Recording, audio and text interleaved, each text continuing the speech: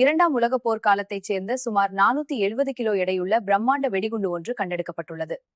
Serbia நாட்டின் தலைநகரான பெல்கிரேடின் மையப்பகுதியிலுள்ள ஒரு கட்டுமான தளத்திலிருந்து குறித்த வெடிகுண்டு மீட்கப்பட்டுள்ளது. இந்நிலையில் இந்த வெடிகுண்டை நிபுணர்கள் இன்று பாதுகாப்பாக அகற்றியுள்ளனர். இந்த வெடிகுண்டு அமெரிக்காவில் தயாரிக்கப்பட்ட AN-M44 வகையைச் சேர்ந்ததாக கூறப்படுகிறது.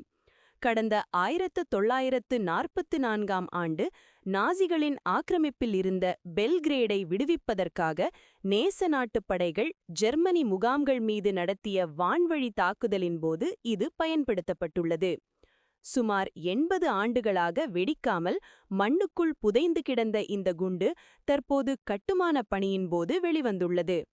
குடியிருப்பு பகுதிகள் மற்றும் ஒரு பெரிய வணிக வளாகத்திற்கு அருகில் இந்த குண்டு கண்டெடுக்கப்பட்டதால் அப்பகுதியில் பலத்த பாதுகாப்பு ஏற்பாடுகள் செய்யப்பட்டன.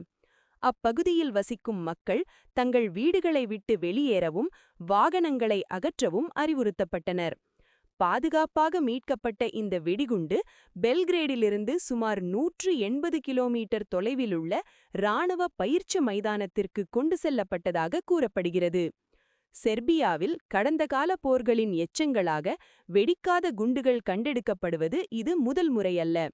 செப்டம்பர் 2024இல் பெல்கிரேடிலுள்ள நாடாளுமன்றம் அருகே 300 கிலோ எடையுள்ள 100 ஆண்டு பழமையான பீரங்கி குண்டு கண்டெடுக்கப்பட்டது. ஏப்ரல் 2024இல் தெற்கு செர்பியாவின் நிஸ் நகரில் 1999ஆம் ஆண்டு நேட்டோ படைகள் வீசிய பெரிய குண்டு ஒன்று கண்டுபிடிக்கப்பட்டது. 2021ஆம் ஆண்டில் பெல்கிரேடின் புறப்பகுதியில் 242 கிலோ எடையுள்ள இரண்டாம் உலகப் போர் காலத்து குண்டு ஒன்று அகற்றப்பட்டது. இதுபோன்ற ஆபத்தான வெடிகுண்டுகள் கண்டெடுக்கப்படும் போதெல்லாம் செர்பிய இராணுவத்தின் வெடிகுண்டு செயலிழக்க செய்யும் பிரிவு எந்தவித அசம்பாவிதமும் இன்றி அவற்றை கையாண்டு வருவது குறிப்பிடத்தக்கது.